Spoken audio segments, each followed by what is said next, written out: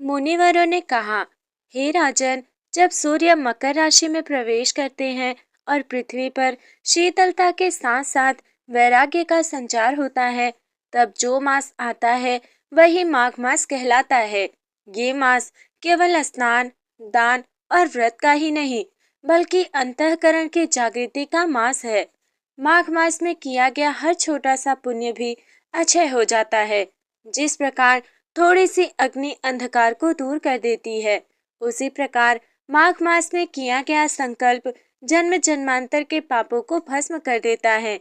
देवर्षि नारद कहते हैं, हे नारायण, यदि कोई मनुष्य माघ मास में श्रद्धा से एक दिन भी संयम का पालन कर ले, तो वो अनेक यज्ञों का फल प्राप्त कर लेता है।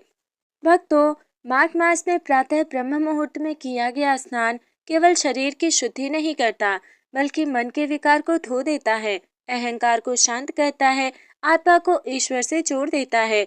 नदी, सरोवर या घर में किया गया स्नान यदि भक्ति और भावना से हो, तो वो गंगा स्नान के समान फलदायी होता है। प्राचीन काल में धर्मपुर नामक एक नगर था। वहाँ देव शर्मा नामक एक विद्वान ब्राह्मण रहते थे। वे वेद पुराणों के ज्ञाता थे, किंतु उनके मन में एक प्रश्न सदा उठता रहता, क्या केवल कर्म से मोक्ष संभव है या भाव भी उतना ही आवश्यक है। इसी जिज्ञासा को शांत करने के लिए उन्होंने माघ मास में कठोर व्रत का संकल्प लिया। देव शर्मा ने निश्चय किया कि माघ मास में प्रतिदिन स्नान, अल्प आहार, सत्य वचन और प्रत्येक दिन भगवान विष्णु का स्मरण करेंगे। उनका विश्वास था कि यदि माघ मास स्वयं भगवान का प्रिय है, तो इस मास में किया गया प्रत्येक भाव ईश्वर तक अवश्य पहुंचेगा। जैसे जैसे देव शर्मा का तप बढ़ने लगा, वैसे वैसे देवलोक में हलचल होने लगी।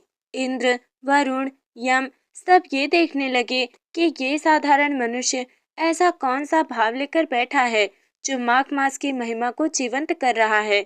यहीं से आरंभ होता है अध्याय 13 का वो गूढ़ रहस्य, जहाँ कर्म, भाव और कृपा तीनों का संगम होने वाला है। मुनिवर कहते हैं, हे राजन, जब कोई साधक सच्चे मन से माघ मास का व्रत करता है, तब उसकी परीक्षा स्वयं काल करता है, क्योंकि जहाँ महान पुण्य होता है, वहाँ परीक्षा भी उतनी ही कठोर होती है। माघ मास का तृतीय दिवस था।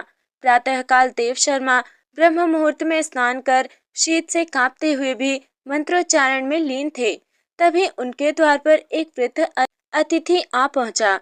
वृद्ध का शरीर कांप रहा था, वस्त्र फटे हुए थे और आंखों में भूख की पीड़ा स्पष्ट थी। उसने धीमे स्वर में कहा, वत्स, यदि कुछ अन्न मिल जाए तो प्राण बच जाए। देव शर्मा के मन में द्वंद्व था। आज उनका निर्जल उपवास था। देव शर्मा सोचने लगे, क्या अतिथि को भूखा लौटाना धर्म है या व्रत भंग करना अधर्म। शास्त्र कहते हैं, अतिथि देवो भवः। उन्होंने क्षण भर में निर्णय लिया। अपने लिए रखा हुआ थोड़ा सा अन्न उन्होंने उस वृद्ध को समर्पित कर दिया। जैसे ही वृद्ध ने अन्न ग्रहण किया, उसका शरीर तेज से भर गया। पल भर में वो वृद्ध दिव्य स्वरूप में परिवर्तित हो गया। वो कोई और नहीं, धर्मराज यम स्वयं थे। यमराज बोले, हे देव शर्मा, तुमने नियम से बढ़कर धर्म को चुना। माघ मास में ऐसा भाव दुर्लभ होता है। देव शर्मा के नेत्र भर आए। वे बोले, प्रभु, यदि इससे मेरा व्रत भंग हुआ हो तो दंड स्वीकार है। यमराज मुस्कुराए, नहीं वत्स, ये व्रत नहीं, व्रत की सिद्धि थी। मुनि कहते हैं, हे राजन, माघ मास में केवल नियमों का नहीं, करुणा, त्याग और विवेक का मास है। जो भी व्यक्ति भूखे को अन्न देता है, दुखी को आश्रय देता है और अहंकार को त्याग देता है, वो माघ मास का सच्चा साधक कहलाता है। देव शर्मा की परीक्षा यहीं समाप्त नहीं हुई थी। अभी उन्हें एक और मार्ग से गुजरना था, जहाँ लोभ, यश और अहंकार उनका इंतजार कर रहे थे। देवताओं ने निर्णय लिया, अब इसे धन और सम्मान का प्रलोभन दिया जाए। और इसी के साथ देव शर्मा के जीवन में प्रवेश करने वाला था एक ऐसा अवसर जो साधारण मनुष्य को विचलित कर देता है। मुनिवर बोले, हे राजन, माघ मास में जो भी साधक संयम, त्याग और सेवा के पथ पर चलता है, उसके समक्ष अंततः धन और यश की सबसे कठिन परीक्षा आती है। यमराज के अंतर ध्यान होते ही देव शर्मा पुनः ध्यान में लीन हो गए। उसी दिन संध्या के समय गांव में एक भव्य रथ प्रविष्ट हुआ। रथ से उतरे राजसी वस्त्र, सुवर्ण आभूषण और सेवकों से घिरा हुआ एक धनिक पुरुष। उसने देव शर्मा को प्रणाम किया और बोला, हे ब्राह्मण देव, आपकी कीर्ति दूर दूर तक फैल चुकी है। आपके व्रत और तप से मेरा गृहस्थ जीवन संकट से मुक्त हुआ है। धनिक ने स्वर्ण मुद्राओं से भरी थाली आगे बढ़ाई। ये सब आपकी कृपा का प्रतिफल है, इसे स्वीकार कर मुझे कृतार्थ करें। देव शर्मा के नेत्र उस स्वर्ण पर पड़े। क्षण भर के लिए मन डगमगाया। मन ने कहा, इससे परिवार का कष्ट मिट जाएगा, पुत्री का भविष्य सुरक्षित होगा। लेकिन आत्मा ने उत्तर दिया कि माघ मास में जो साधना के फल के लिए जाए वो व्यापार बन जाती है। देव शर्मा के हाथ कांप उठे और उन्होंने थाली पीछे कर दी। देव शर्मा बोले, हे श्रेष्ठ पुरुष, माघ मास में तप का मूल्य स्वर्ण नहीं, ईश्वर की कृपा है। यदि कुछ देना ही है तो इसे किसी भूखे, किसी असहाय को दे दीजिए। अचानक वो धनिक मुस्कुराया और उसी क्षण उसका रूप बदल गया। वो थे इंद्रदेव स्वयं। इंद्र बोले, वत्स देव शर्मा, जहाँ धन त्याग दिया जाए वहीं से वैकुंठ का द्वार खुलता है। इंद्रदेव ने आगे कहा, यदि चाहो तो तुम्हारा नाम युगों युगों तक लिया जाए, राजा स्वयं तुम्हें गुरु माने। देव शर्मा ने विनम्रता से सिर झुका लिया। प्रभु, नाम नहीं, नारायण का स्मरण पर्याप्त है। मुनि कहते हैं, हे राजन, माघ मास सिखाता है कि धन मिले तो बांटो, यश मिले तो झुको और अहंकार आए तो उसे वहीं जला दो। जो ऐसा करता है वो जीवित रहते ही मुक्त हो जाता है। परंतु अभी देव शर्मा की यात्रा समाप्त नहीं हुई थी। अब उनके समक्ष आने वाली थी परिवार की ममता, पुत्री का भविष्य और सबसे कठिन हृदय का मोह। देवताओं ने कहा, अब इसे भावनाओं की कसौटी पर कसा जाए। और इसी के साथ माघ मास की कथा एक नए मोड़ पर पहुंच गई। मुनिवर बोले, हे राजन, अब देव शर्मा उस परीक्षा के द्वार पर खड़े थे जहाँ तप, त्याग और वैराग्य भी कांप जाते हैं। ये परीक्षा थी अपनों के लिए निर्णय लेने की। देव शर्मा की पुत्री सुलक्षणा, सुशीला और संस्कारों से परिपूर्ण। वो अपने पिता के कठोर व्रत, अल्प भोजन और निरंतर साधना को चुपचाप देखती रहती थी। एक दिन वो धीरे से बोली, पिताजी, यदि मेरे कारण आपके तप में बाधा आ रही हो तो मुझे किसी आश्रम में छोड़ आइए। उसके शब्द वज्र समान थे। देव शर्मा का हृदय कांप उठा, आंखों में आंसू आ गए। मन ने कहा, ये मेरी पुत्री है, इसे कष्ट क्यों दूं? पर आत्मा ने कहा, जो ईश्वर को अपना पिता मान ले उसके संतान की रक्षा स्वयं नारायण करते हैं। उसी रात देव शर्मा ने गंगा तट पर दीप जलाकर प्रार्थना की, हे माधव, यदि मेरी पुत्री का भविष्य आपके चरणों में सुरक्षित है तो मुझे संकेत दीजिए। रात के अंतिम प्रहर में गंगा की लहरों से स्वर उठा कि जो भी माघ मास में मोह को त्याग देता है उसके संतान का भार मैं उठाता हूँ। अगली सुबह देव शर्मा ने पुत्री से कहा, वत्से, तुम मेरी नहीं, ईश्वर की अमानत हो। आज से तुम भी माघ स्नान, जप और सेवा करोगी। पुत्री के नेत्रों से भय नहीं बल्कि शांति थी। कुछ ही दिनों में गांव की स्त्रियां सुलक्षणा से धर्म, व्रत और सेवा की शिक्षा लेने लगीं। जहां पहले निर्धनता थी वहां अब अन्न आने लगा, सम्मान मिलने लगा और घर में अदृश्य शांति छा गई। एक रात्रि आकाश से स्वर हुआ, हे देव शर्मा, जिसने पुत्री को बोझ नहीं भक्ति का माध्यम माना वो धन्य है। माघ मास में कन्या के साथ किया गया व्रत 100 यज्ञों के समान फल देता है। मुनि बोले, हे राजन, माघ मास सिखाता है पुत्र, पुत्री या परिवार बंधन नहीं, यदि उन्हें ईश्वर से जोड़ दिया जाए। जो मोह को सेवा में बदल देता है वही सच्चा भक्त है। पर अभी कथा शेष थी। अब देव शर्मा के जीवन में प्रवेश करने वाला था समाज का विरोध, अपमान और निंदा और विश्वास की अंतिम अग्नि परीक्षा। देवताओं ने कहा, अब इसे सहनशीलता पर कसा जाए। और इसी के साथ माघ मास की कथा और भी गहन हो चली। मुनि बोले, हे राजन, जब कोई साधक सच्चे मार्ग पर चलता है तो सबसे पहले समाज उसकी परीक्षा लेता है। देव शर्मा और उनकी पुत्री माघ मास के नियमों का पालन करते हुए अब पूरे गांव में धर्म और शांति का केंद्र बन चुके थे। पर जहाँ प्रकाश होता है वहाँ अंधकार भी विचलित होता है। गांव के कुछ लोग कहने लगे, ये ब्राह्मण दिखावे के लिए तप करता है, पुत्री को आगे रखकर लोगों को मोहित करता है। ना जाने कौन सा छल है इसमें। धीरे धीरे ये फुसफुसाहटें कटु वचनों में बदल गई। एक दिन गांव की सभा में देव शर्मा को बुलाया गया। मुखिया ने कठोर स्वर में कहा, देव शर्मा, तुमने लोगों को भ्रमित कर दिया है। तुम्हारे कारण गांव में विभाजन हो रहा है। सभा में हंसी गूंज उठी। कुछ ने कहा, नाटक बंद करो, माघ मास कोई जादू नहीं, भूखे रहना भक्ति नहीं होती। देव शर्मा चुप रहे। ना क्रोध, ना आंसू और ना ही कोई प्रतिवाद। उन्होंने केवल इतना कहा, यदि मेरे व्रत से किसी को कष्ट हुआ हो तो मैं क्षमा चाहता हूँ। उनका ये मौन सभा को और चुप गया। उस रात देव शर्मा गंगा तट पर बैठे थे। मन में प्रश्न उठा, क्या मैं गलत मार्ग पर हूँ? उसी क्षण गंगा की धारा में दीप अपने आप स्थिर हो गया और जल से स्वर उठा, अपमान सहना सबसे बड़ा माघ स्नान है। अगले ही दिन गांव में अकस्मात कुएं का जल मीठा हो गया। रोगी स्वस्थ होने लगे, फसल हरी हो गई। लोग आश्चर्य में पड़ गए। उसी सभा के लोग देव शर्मा के चरणों में आकर बोले, हमें क्षमा कर दीजिए, हम आपकी परीक्षा ले रहे थे। देव शर्मा ने कहा, मैं साधक नहीं, सीखने वाला यात्री हूँ। मुनि बोले, हे राजन, माघ मास का ये रहस्य जान लो। जो अपमान में भी ईश्वर का स्मरण करे, जो निंदा में भी मौन धारण करे, वही वास्तव में भगवान के हृदय में स्थान पाता है। पर कथा यही समाप्त नहीं होती। अब देव शर्मा के जीवन में स्वयं देवताओं की परीक्षा आने वाली थी। एक ऐसा वरदान जो बोझ भी बन सकता था। मुनि ने कहा, अगला भाग वरदान और विवेक का संग्राम है।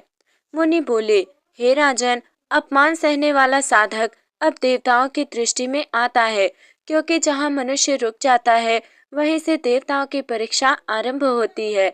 एक रात्रि जब देव शर्मा गंगा तट पर मौन साधना में लीन थे, आकाश में दिव्य प्रकाश फैला, पवन सुगंधित हो गया। साक्षात देवर्षि नारद प्रकट हुए।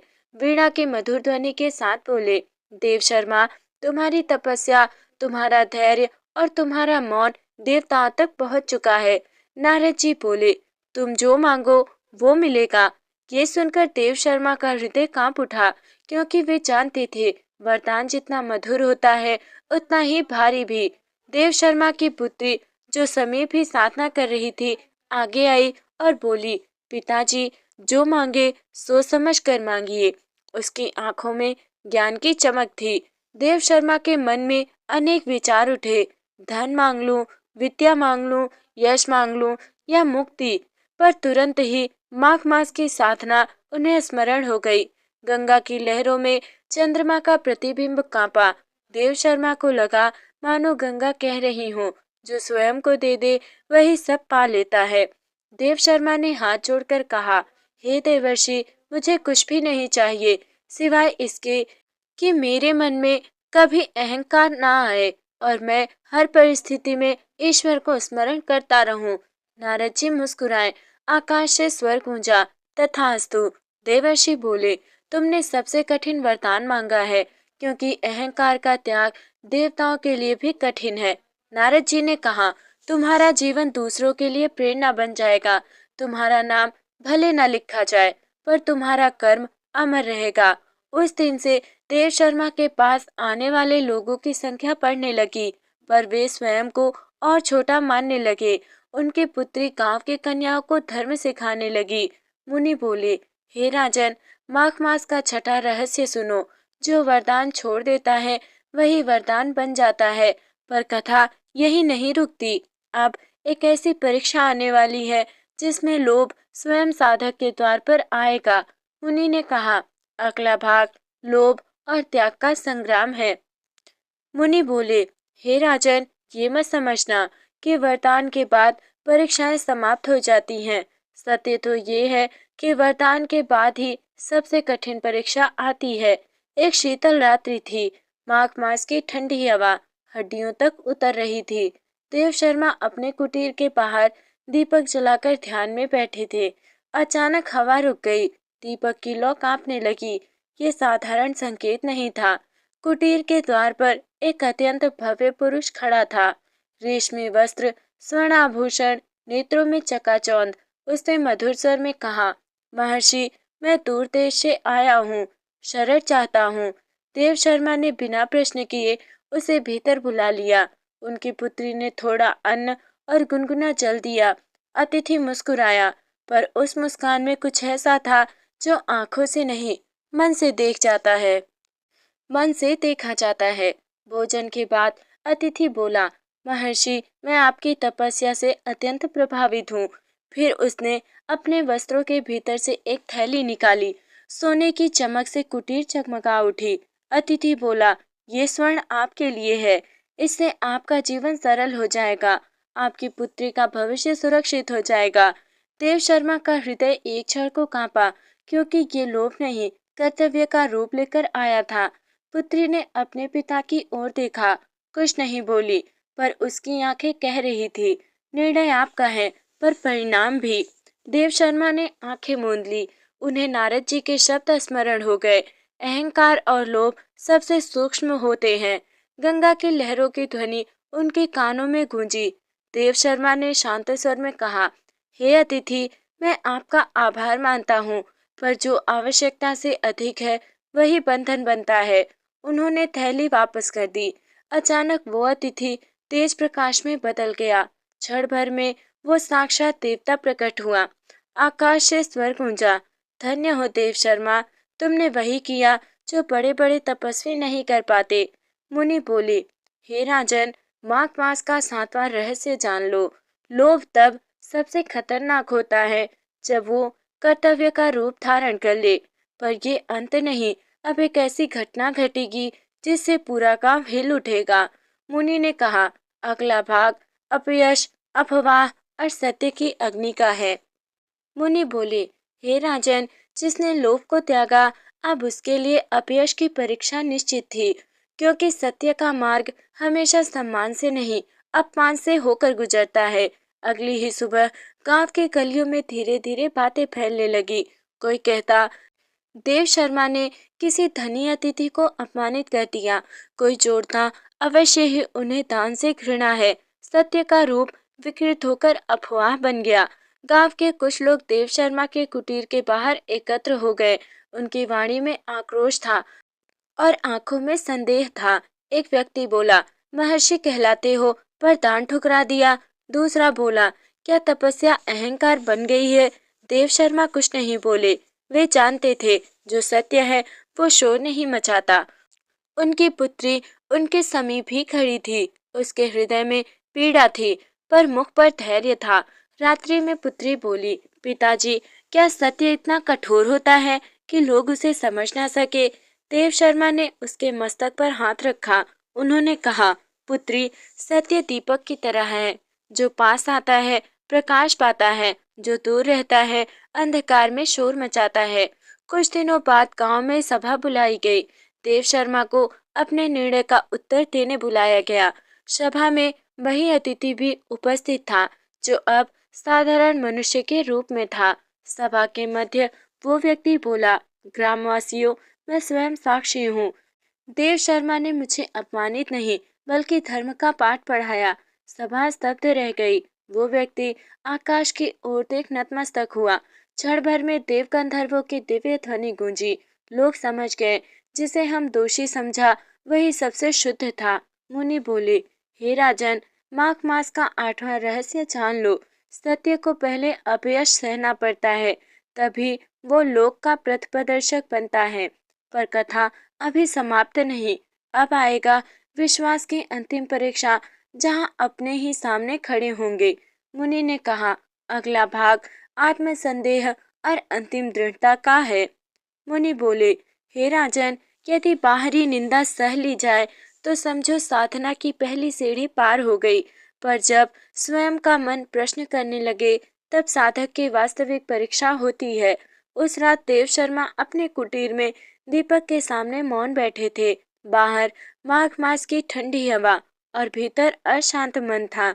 अचानक मन ने पूछा, क्या मैं सही था? क्या मेरा निर्णय वास्तव में धर्म था, या ये मेरा अहंकार था? ये प्रश्न किसी शत्रु ने नहीं, स्वयं अंतरात्मा ने उठाया था। देव शर्मा की आंखें भर आईं।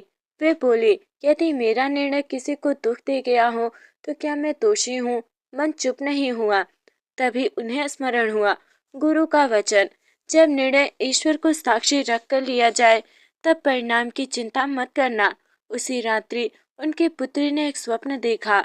श्वेत प्रकाश में भगवान नारायण शंख और चक्र लिए खड़े थे। भगवान ने कहा, जो धर्म के लिए अकेला खड़ा होता है वही लोक को दिशा देता है। स्वप्न टूट गया। प्रभात होते ही देव शर्मा का मन शांत था।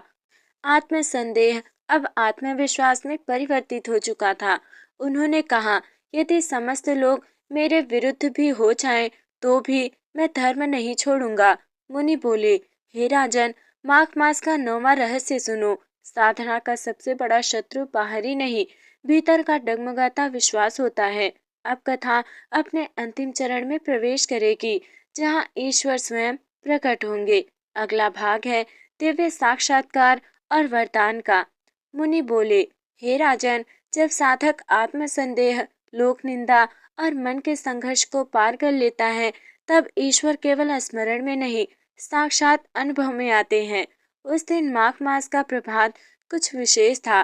सूर्य की किरणें सामान्य नहीं, मानो आशीर्वाद बनकर धरती पर उतर रही थी। देव शर्मा नदी तट पर मौन व्रत में स्थित थे।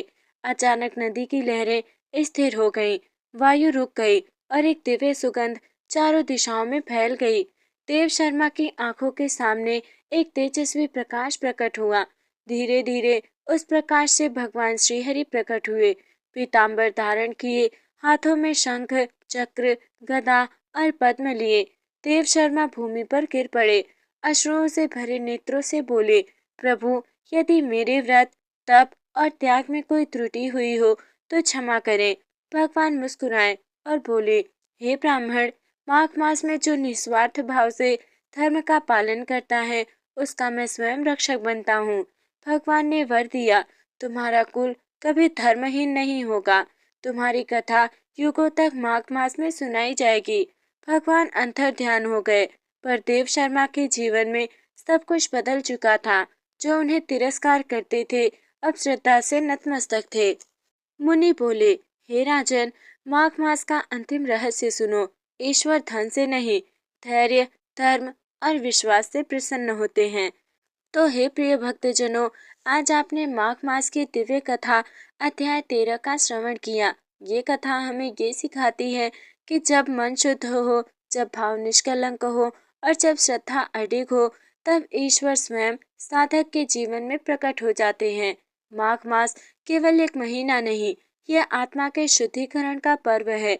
ये हमें त्याग, संयम और करुणा का मार्ग दिखाता है। यदि इस कथा ने आपके हृदय को स्पर्श किया हो तो इसे अपने परिवारजनों के साथ साझा कीजिए। इस पावन कथा को आगे पहुंचाइए और अपने जीवन में धर्म व भक्ति का दीप प्रज्वलित कीजिए। एक छोटा सा निवेदन है, यदि आपने अभी तक चैनल को सब्सक्राइब नहीं किया है तो कृपया सब्सक्राइब कर लीजिए और बेल आइकॉन अवश्य दबाइए, ताकि माघ मास की अगली दिव्य कथाएं आप तक सबसे पहले पहुंच सके। अगले वीडियो में हम लेकर आएंगे माघ मास की एक और गूढ़, रहस्यमयी और फलदायी कथा, जो आपके जीवन को नई दिशा दे सकती है। इसी विश्वास के साथ जय श्री हरि, जय माँ गंगा, जय धर्म, जय सत्य। राधे राधे।